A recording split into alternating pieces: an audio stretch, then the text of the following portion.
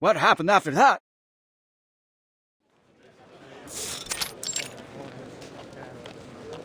The treasure hunters must have opened the secret chamber and found the Compliner's relics, right? Well, there was no treasure inside. Just a few letters and a painter's address. That's it? What about all those symbols? Don't tell me you made it all up. Easy, allow me to continue. Long after the poor painters and artisans scattered to the wind, each of them received a special pigment from Uccello. They used it on other projects they worked on, leaving their signatures, these symbols behind to mark their work. And so concludes our Firenze fresco mystery. To celebrate this touching story, I've hired a team of talented artists to reproduce their paintings in a new book. And I gave it a wonderful title. La Primavera di Firenze. Che delusione. È un titolo terribile. I've got something even better here. A map straight from the Spanish court with a direct route to India. Think of the opportunities that await you.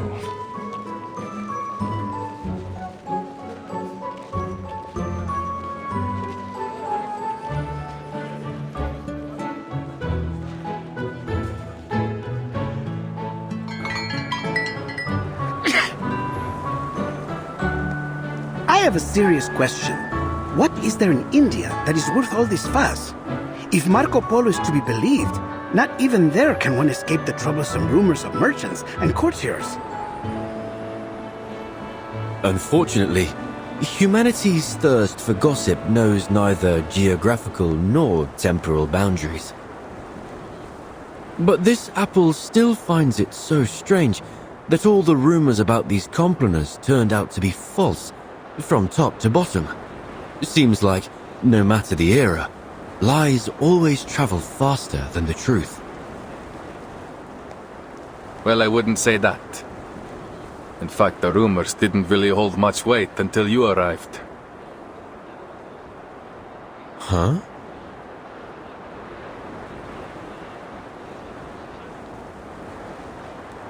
The Compliner's relics weren't the most important thing we were searching for. In fact, we were looking for an apple.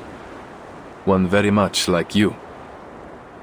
So when you turned up, looking like the very apple we had lost, it was only natural for us, and the Templars, to keep an eye on you. Of course, it turns out you weren't the apple we were looking for. And you're only telling me this now? I thought we were friends. It's only because I consider you friends that I had to keep this from you. That apple brings bloodshed and war wherever it appears. Well, then it does sound like quite the troublesome thing.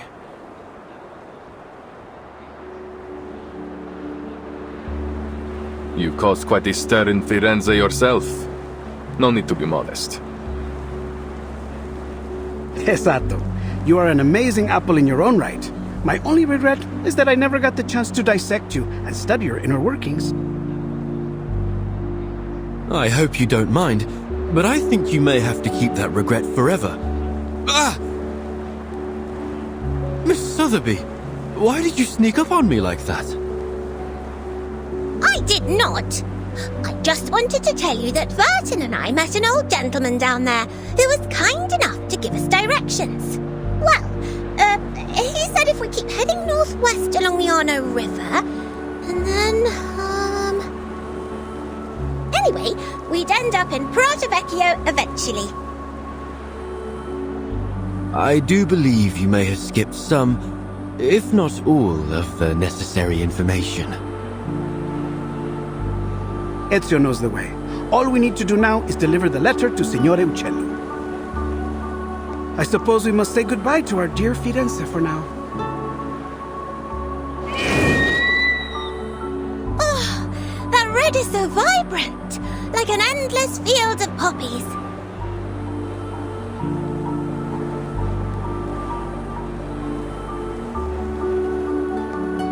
What did I say? This place has the best view. It is positively gorgeous. I see why you insisted we all come up here together. A place of beauty like this is a fitting place for farewells.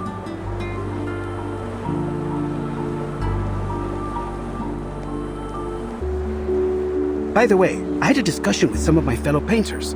We discovered that Prato Vecchio is rich in a special mineral. One need only grind and heat it properly. Then presto!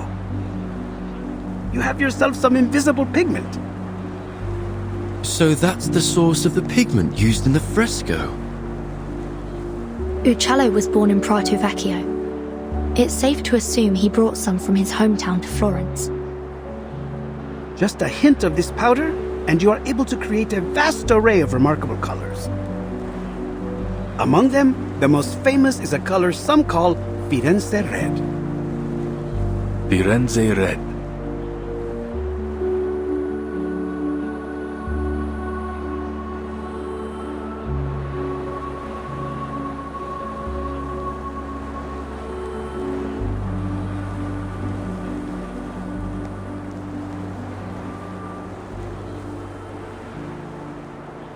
It's a good name.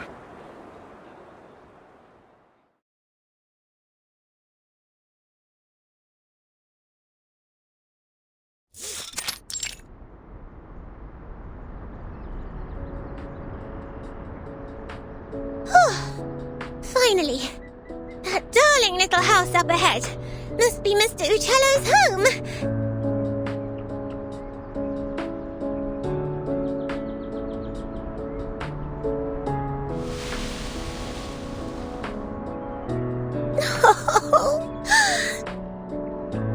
I just realized something.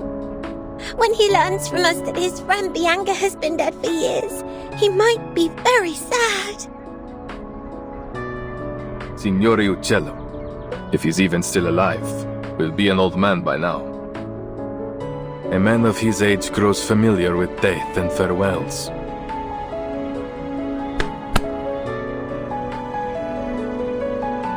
Let's go.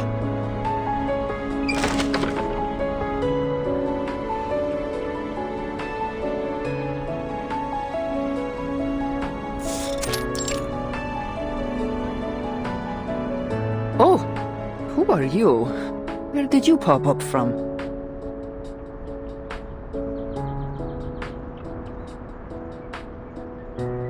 Apologies for the intrusion, Signora. My name is Ezio Auditore from Firenze. We're here looking for Paolo Uccello. We have a letter here addressed to him from one of his friends. Friends? I'm not sure my father would agree he had any friends. Is that so? Well, the letter is signed Bianca.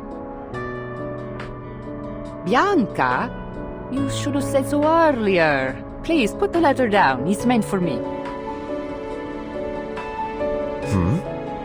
The letter mentions a particular piece of stained glass and details of the fresco in the Florence Cathedral.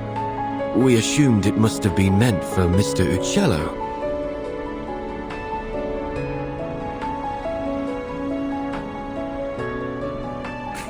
It appears I've deceived you as well. Allow me to introduce myself. I am Antonia Uccello. And perhaps the Uccello you friendly strangers are looking for.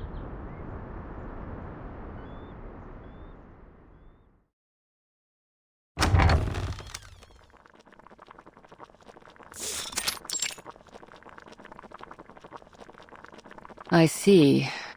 So Bianca has passed away too.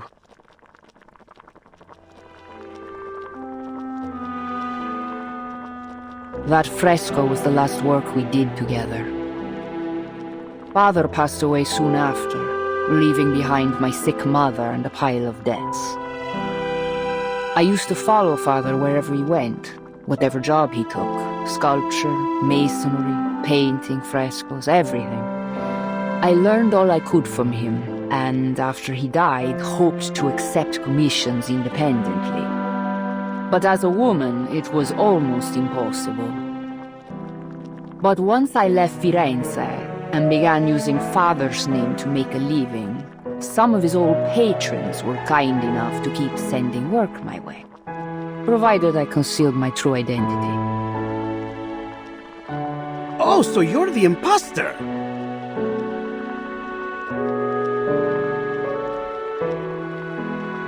I admit I tried to imitate father's style in my earlier works, but I'm much more than just an imposter now. No. A painter's mind should be a mirror, capturing and reflecting the truth and beauty of nature. To simply copy the works of another? No, Signora. It seems you still have much to learn. Huh. Is that what you think? Well, I've heard it all before. Minds as a mirror. Ridiculous. Let me tell you, a painter's mind should be like a sheet of transparent glass.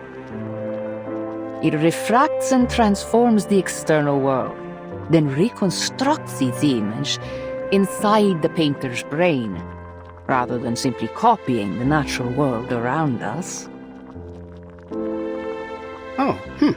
That is an intriguing theory. Odd, perhaps, but not without merit. You just wait here. I'll show you with one of my recent works.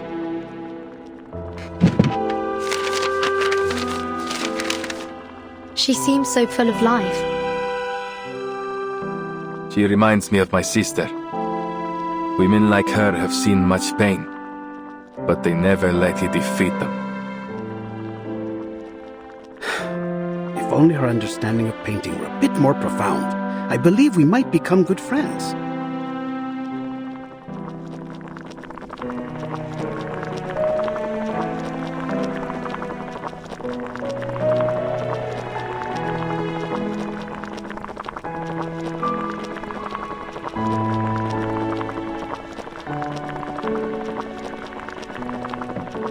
Perdonatemi, may I ask, what was your name again?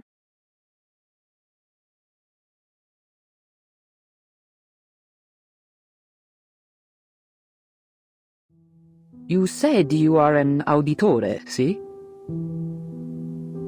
Yes. You know about my family? I thought so. You look so familiar. I'm sure you know your mother, Maria Auditore, funded my father for a time. Father conducted a lot of his research on perspective in lighting. He passed that knowledge on to me. I see. And you applied that knowledge to your frescoes, huh?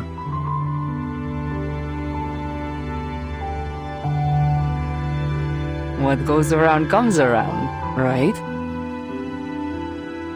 Architects, sponsors, painters, artisans, assassins, outsiders. Our identities may differ, but our actions are all deeply interconnected. This apple has never felt so moved by the warmth and power of community. I heard a lot about your family from Father. He was always very grateful to you. Mi dispiace. If Mother hadn't cut your funding, perhaps you wouldn't have had to.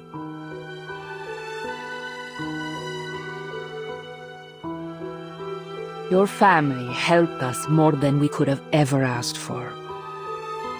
Your mother once commissioned my father to paint a family portrait. Do you remember? Family portrait? No, I had no idea. It was many years ago, and the painting was never finished because of what happened to your family.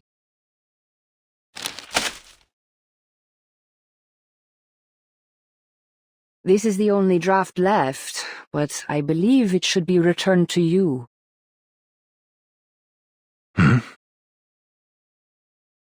Consider it a token of thanks for delivering this letter all the way from Firenze. Grazie.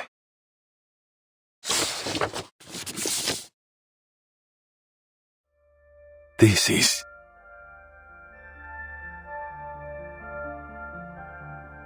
Padre, Madre, Federico, Claudia, Petruccio. This draft captures the younger version of you perfectly. I can vouch for that.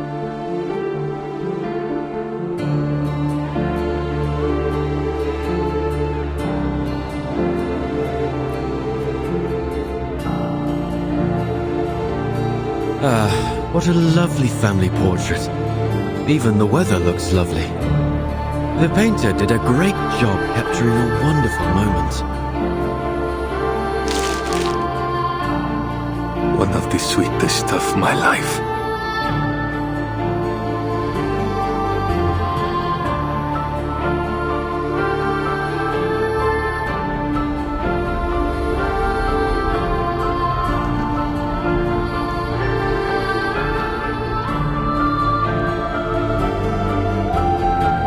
It is a good life we live, brother. The best. May it never change.